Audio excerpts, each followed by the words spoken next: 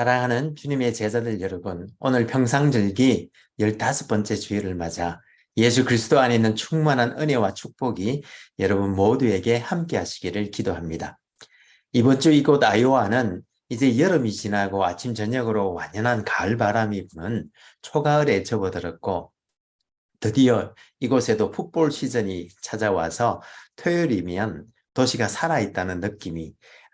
듭니다. 여러분들이 계신 일리노이와 미시간과 뉴욕과 또 세계 도처에서 이 예배에 함께 하시는 모든 분들이 계시는 그곳은 어떤지 잘 모르겠습니다만, 모쪼록 초가을을 맞아서 하나님의 은혜 안에서 모두 건강하시고 행복하시기를 기도합니다. 그럼 오늘 평상절기 15번째 주일날 아침에 하나님의 영광의 예배에 초대받고 함께 하신 여러분 모두를 환영하며 전능하신 하나님 우리 아버지, 우리의 구주가 되시는 예수님, 또 우리의 성화주가 되시는 성령님을 예배하는 자리로 함께 나갔으면 좋겠습니다. 그러나 너희는 택하신 족속이요 왕같은 제사장들이요 거룩한 나라요 그의 소유가 된 백성이니 이는 너희를 어두운 데서 불러내어 그의 기이한 빛에 들어가게 하시니에 아름다운 덕을 선포하게 하려 하심이라. 하늘과 땅들아 기뻐하라. 주께서 성령을 통하여 그의 공의와 사랑으로 온 땅을 영원히 통치하시는도다. 온 땅의 인생들아 하나님 아버지를 찬송할지로다. 우리가 그를 힘입어 살며 기도하며 존재하기 때문임이니라. 같이 기도하심으로 주님 은혜의 보좌 앞으로 나가시겠습니다. 거룩하신 하나님 아버지, 오늘 평상절기 15번째 주일을 맞아 이렇게 청명한 초가을날에 우리의 건강과 믿음을 지켜주셔서 오늘도 이 자리에 나와 하나님을 경배하게 하시니 감사와 찬송을 올려드립니다. 하나님 아버지, 지금 이 시간 우리가 예배 드릴 때에 성령과 진리로 함께 하셔서 여기 함께한 우리 모든 주님의 백성들에게 영광으로 임하여 주옵시되, 아버지의 크신 사랑 안에서 우리 주 예수 그리스도의 은혜와 성령님의 은사 주심이 우리 모두를 충만케 하여 주옵시고, 저희들이 올려드리는 감사와 찬송과 영광을 하나님 아버지 홀로 받아 주옵소서. 영광의 주님, 우리 주님 예수님 이름으로 기도합니다. 아멘.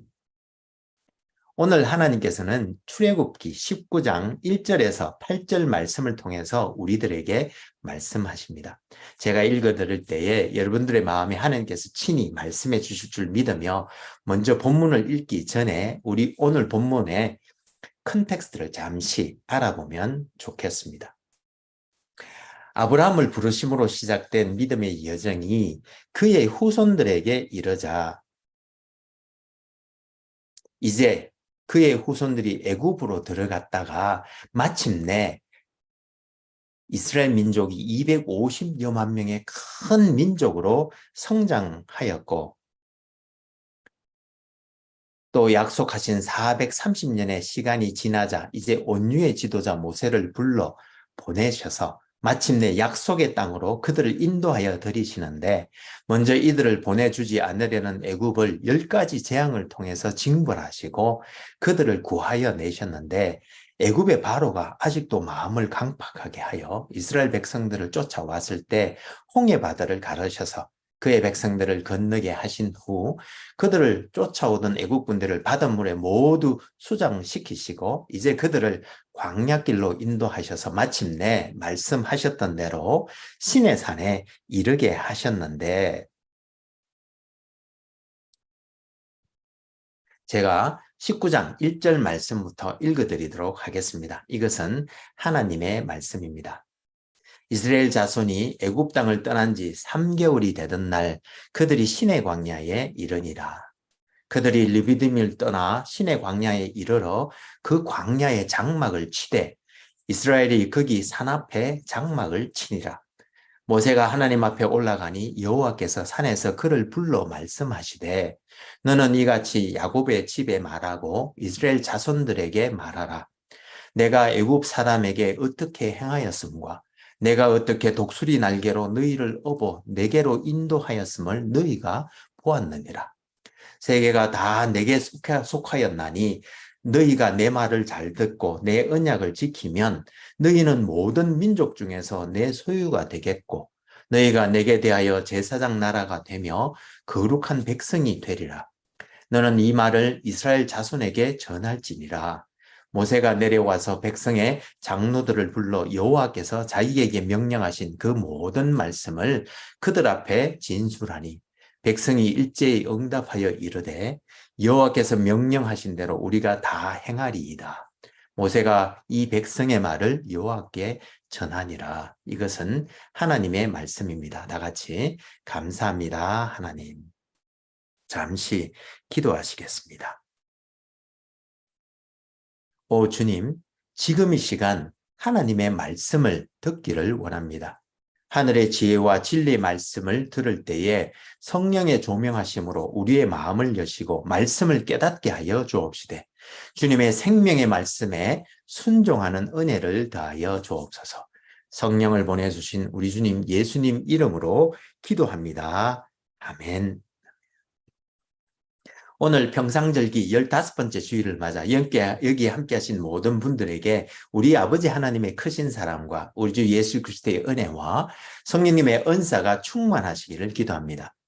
낭만주의의 대표적인 화가인 로제티가 그린 그림 중에 발견이라는 작품이 있습니다. 스크린에서 보시는 바와 같이 다리 위에서 어떤 남자가 추한 모습의 여인에게 사랑을 고백하는 모습을 그린 작품인데 이 작품에는 실은 아름다운 스토리가 담겨 있습니다. 어느 한적한 시골에서 만난 두 남녀가 사랑에 빠져 장래를 약속하였는데 그런데 그만 여자가 마음이 변하여 남자를 버리고 도시로 떠났고 그곳에서 향락에 빠져 젊음을 낭비하다 몸과 마음이 모두 초췌해지고 말았는데 그런데 그동안도 남자는 도시로 떠난 여자를 끊임없이 찾아다녔고 드디어 다리 위에서 운명적인 만남을 가졌는데 하지만 여자는 너무 변해 있었고 예전의 아름다움은 흔적도 없이 사라져 버렸는데 그러나 남자의 사랑은 변하지 않았고 그는 예전과 다름없이 그녀에게 사랑을 고백하였지만 하지만 여자는 그림에 나오는 것처럼 남자를 피해 도망치려고 하였는데 그 이유는 진심이 담긴 남자의 사랑을 외면했던 것이 너무 미안하기 때문이었습니다. 그러나 여인을 향한 남자의 사랑은 변하지 않고 고귀한 것이었고 끝까지 그녀를 붙들고 놓아주지 않았다는 이야기가 담겨 있습니다. 그런데 여러분, 오늘 본문에도 그런 이야기가 나오는 것 같습니다.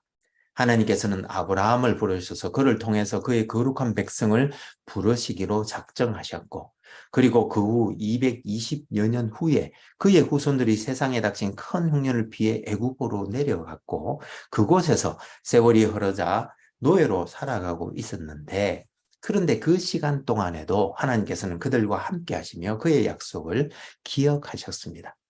그리고 약속하신 때, 즉 야곱과 그의 12 아들들이 애굽에 들어간 지 430년이 지나 그들이 250여만 명의 큰 민족으로 성장하자 이제 그들을 구하셔서 그가 아브라함에게 주리라고 약속하셨던 땅으로 그들을 이끌어 들이시고 다시 그들과 시내산에서 언약을 맺어 주시는데 우리 함께 본문을 보시면서 은혜 나눌 수 있기를 소망합니다. 먼저 지난번에 살펴본 것처럼 하나님께서는 모세가 미디안 광야에 있던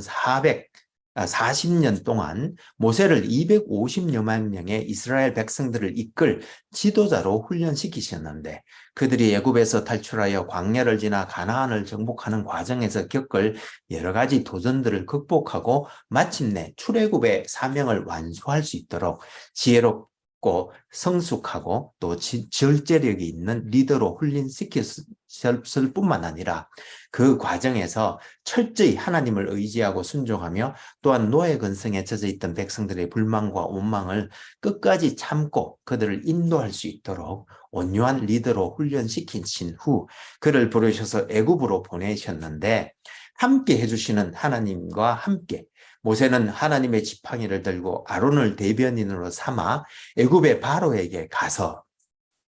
이스라엘의 하나님 여호와께서 말씀하시기를 내 백성을 보내라 그러면 그들이 광야에서 내 앞에 절기를 지킬 것이니라고 하셨다고 하였지만 바로가 마음을 강팍하게 하여 오히려 이스라엘 백성들에게 노동을 더욱 더하며 보내주지 않자 하나님께서는 결국 애굽에 10가지 재앙을 내리심으로 마침내 애굽의 바로가 그들을 다 내보내도록 해주셨습니다.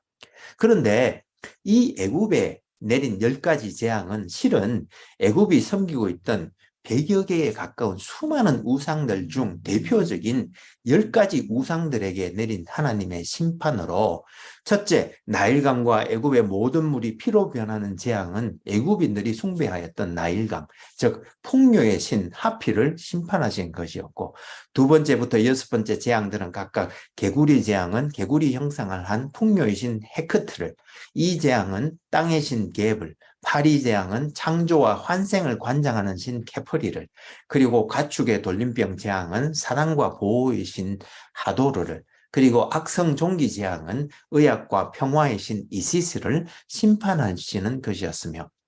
7번째부터 10번째 재앙들은 각각 하늘의 여신 누트와 폭풍과 혼돈의 신 세트와 태양신 라, 그리고 궁극적인 힘을 가지고 신으로 숭상받았던 바로에 대한 심판이었는데, 하나님은 이 10가지 재앙을 통하여 하나님 여호와만이 유일하신 참 신이심을 애국과 만천하에 보여주셨던 것이었고, 이 10가지 재앙을 겪은 바로는 마침내 이스라엘 백성들을 보내주었으며, 또 하나님께서 애굽 사람들에게 이스라엘 백성들이 은혜를 있게 해주셔서 그들이 구하는 대로 주게 하심으로 이스라엘 백성들이 애굽 사람들의 물품들을 취하여 큰 재물을 가지고 애굽을 빠져나오게 해주셨는데, 이는 그들이 섬기는 나라를 내가 징벌할지며 그 후에 너의 자손들이 큰 재물을 이끌고 나오리라고 하신 창세기 15장 14절 말씀을 성취하신 것이었습니다.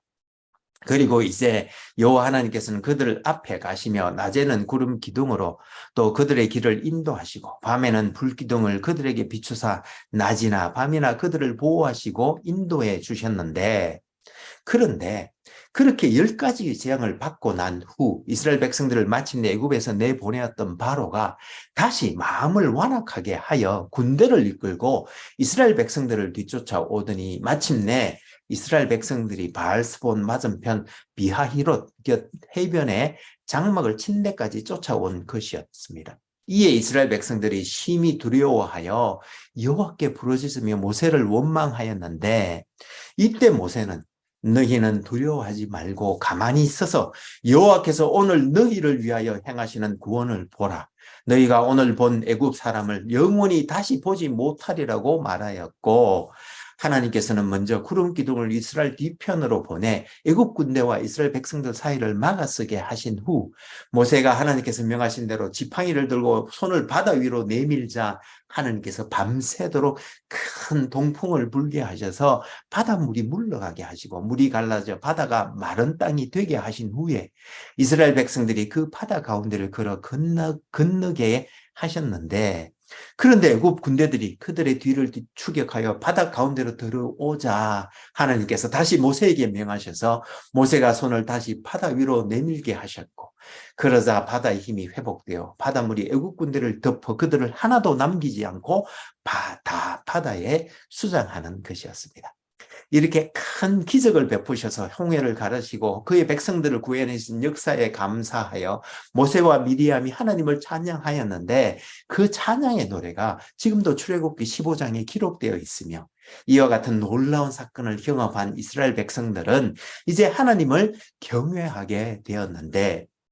이 홍해 도하의 기적은 세상으로부터 그의 백성을 구별하여 거룩한 백성으로 삼으신 하나님의 성별의 도구이자 또한 영적인 정결의 방편이었던 것으로, 이 홍해 도하 사건을 우리 크리스찬들의 중생을 의미하는 사건으로, 또한 바울은 고린도전서 10장 2절에서 이를 물세례에 비유하기도 하였습니다. 아무튼 이렇게 애굽에 10재앙을 내리심으로 그동안 이스라엘 백성을 종살이 시켰던 애굽을 징벌하시고 그들이 섬기는 우상들을 심판하신 후에 이스라엘 백성들을 구해내셔서 내시고 또다시 마음이 강팍해진 바로가 애굽 군대를 이끌고 다시 이스라엘을 쫓아올 때에 그 애굽 군대를 홍해 바다에 수장시키심으로 이스라엘 백성을 마침내 애굽 땅에서 이끌고 나오셨는데, 그 후 하나님께서는 스크린에서 보시는 것처럼 가장 빠른 길은 해변가의 길로 그들을 인도하지 않으시고 빨간색으로 된 길, 즉 광야를 돌아 마침내 3개월 만에 시나이 반도 남단에 있는 시내산 앞 시내 광야로 그들을 인도하셨습니다. 이렇게 광야길을 돌아 시내산으로 인도하신 이유는, 먼저 해변가 길에는 블레셋 사람들이 살고 있어서 그 길에는 블레셋 사람들과 전쟁을 하게 되면 그들이 마음을 돌이켜 애굽으로 다시 돌아갈 것을 염려하셨기 때문이기도 했지만, 또 다른 한편으로는 시내산 앞 시내 광야에서 9개월 동안 그들을 머물게 하시면서 애굽의 종살이에 익숙한 이스라엘 백성들을 훈련시키기 위함이었습니다. 무슨 말인가 하면 440년, 30년 동안이나 애굽에서 종살이를 하던 이스라엘 백성들이 하나님의 은혜로 애굽에서 구출된 후에 광야를 통과하여 하나님의 권능으로 가나안 땅을 정복하여 그곳에 정착하여 살기 시작하면 과연 그들이 하나님께서 선택하신 거룩한 백성답게 살아갈 수 있었을까요? 물론 그렇지 않았을 것입니다. 그래서 하나님께서는 시내산에서 약 9개월 동안 머물게 하시면서 먼저 그들과 언약을 맺으시고 그들이 가나안 땅에 들어가서 하나님 앞에서 거룩한 백성으로 살아가는 법이 기록된 십계명과 함께 또한 그곳에서 하나님을 경배하며 살아갈 수 있도록 성막 규례를 그들에게 가르쳐 주셔서 그들을 훈련하셨던 것이었는데, 이렇게 하나님께서 시내산에서 이스라엘 백성들과 맺은 언약을 신의 언약 혹은 모세의 언약이라고 말씀하신데, 이는 그들이 시내산의 광야에 도착하자 하나님께서 모세를 시내산으로 부르셔서 먼저 내가 애굽 사람에게 어떻게 행하였음과 내가 어떻게 독수리 날개로 너희를 업어 내게로 인도하였음을 너희가 보았다고 하시며, 세계가 다 내게 속하였나니 너희가 내 말을 잘 듣고 내 언약을 지키면 너희는 모든 민족 중에서 내 소유가 되겠고 너희가 내게 대하여 제사장 나라가 되며 거룩한 백성이 될 것이라고 해주시면서 이 말을 이스라엘 자손에게 전하라고 하셨고, 이에 모세가 산에서 내려와 백성들의 장로들을 불러 여호와의 언약에 대하여 말해주자 그들이 여호와께서 명하신 대로 우리가 다 행하겠다고 대답하였는데, 여기서 4절을 언약의 서문이라고 말하고 5, 6절을 언약의 내용, 그리고 7, 8절을 언약에 대한 이스라엘 백성들의 반응으로 이해할 수 있는데, 이 모세의 언약을 통해 우리가 몇 가지 함께 배우고 생각해 보기를 원합니다. 첫 번째, 이 모세의 언약은 행위 언약이 아니라 은혜 언약이라는 사실입니다. 무슨 말인가 하면, 어떤 이들은 5절에 너희가 내 말을 잘 듣고 내 언약을 지키면 이라는 구절을 조건절로 해석하고, 또 신명기 28장에 언급된 순종하여 받는 복과 불순종하여 받는 저주들이 있다는 사실을 근거로 이 언약을 행위 언약으로 이해하는 경우가 있는데, 실은 이 모세의 언약은 하나님의 구원의 은혜를 얻기 위해 하나님의 말씀을 잘 듣고 언약을 지켜야 한다는 그런 행위 언약이 아니라, 창세기 12장 1절에서 3절 말씀에서 하나님께서 아브라함에게 해주신 은혜 언약을 바탕으로 하여 그 언약을 성취해 나가는 과정으로 이해해야 하는데, 그 이유는 첫째, 출애굽기 19장 4절 오늘 본문의 말씀 중에서 내가 애굽 사람에게 어떻게 행하였음과 내가 어떻게 독수리 날개로 너희를 업어 내게로 인도하였음을, 즉 내가 너희를 구하였음을 너희가 이미 보았느니라는 언약의 선 말씀과 출애굽기 20장 2절에 나는 너를 애굽 땅 종되었던 집에서 인도하여 낸 너의 하나님 여호와니라, 즉 나는 이미 너의 하나님 여호와니라는 십계명 선 말씀에서 볼 수 있듯, 이 모세의 언약은 열 제왕과 홍해 도하를 통해 구원받은 하나님의 백성들이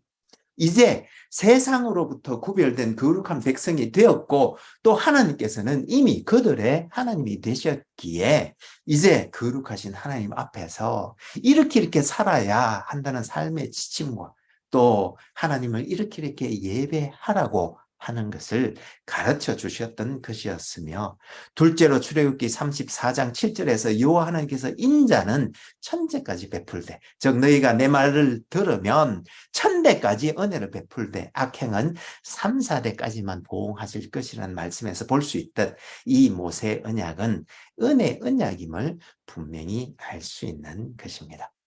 그리고 두 번째, 이 모세 언약의 서문인 4절 말씀을 살펴보면,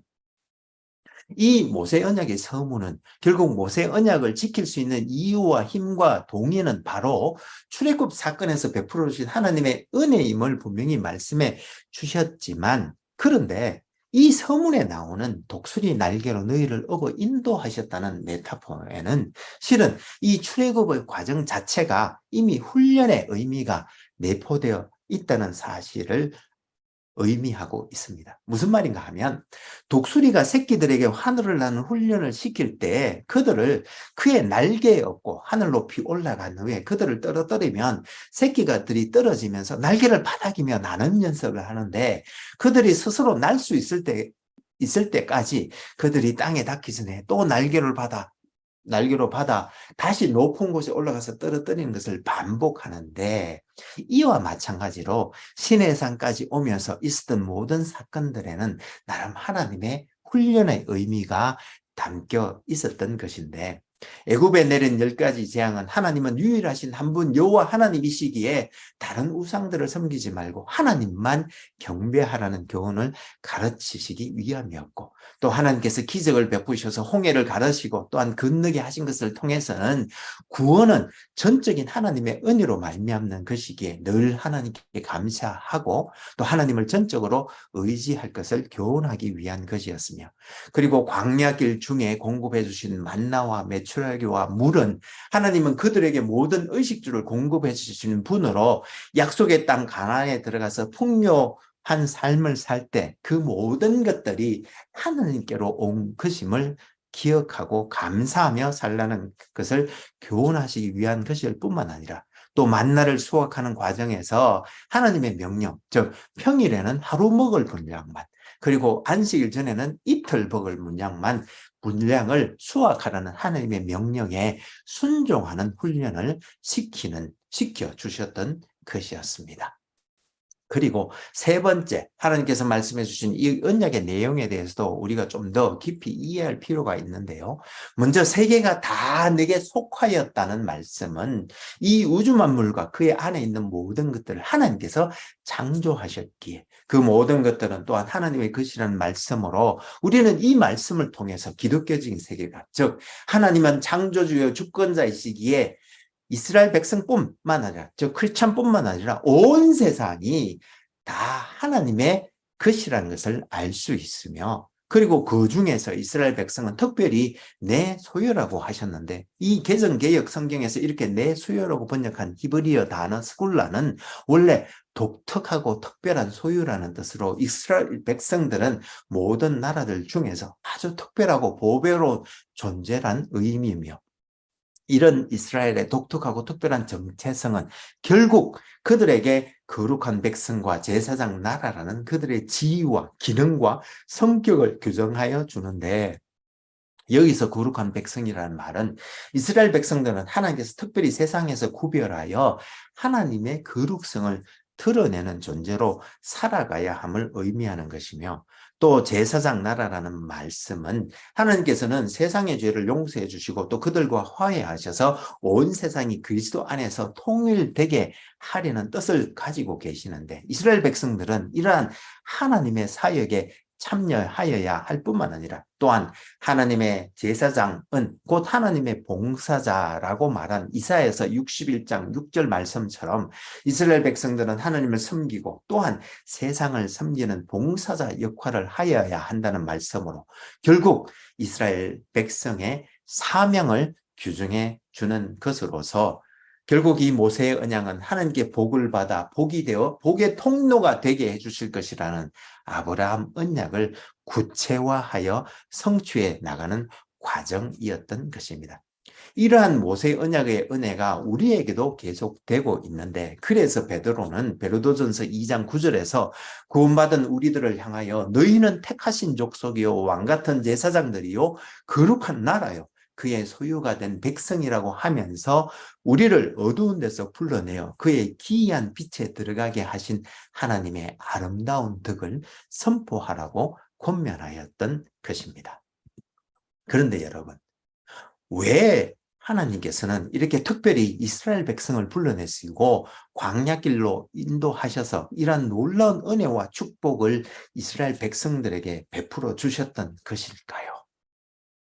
예. 그것은 신명기 7장 7, 8절 말씀처럼 여호와께서 너희를 기뻐하시고 너희를 택하심은 너희가 다른 민족보다 수요가 많기 때문이 아니고 너희는 오히려 모든 민족 중에 가장 적은 민족이라고 하신 말씀처럼 이스라엘 백성에게 무슨 특별한 의로움이나 아름다움이나 위대함이 있었기 때문이 아니라 이스라엘 백성들은 모든 민족들 중에 가장 작고 보잘것없는 민족이었지만, 그러나 다만 그들을 사랑하시고 또 그들의 조상 아브라함과 이삭과 야곱에게 하신 맹세를 지키려 하심으로 말미암은 것이었는데, 그래서 호세아 11장 11절에서도 이스라엘이 어렸을 때에 내가 사랑하여 내 아들을 애굽에서 불러내셨다고 말씀하셨던 것입니다. 사랑하는 여러분,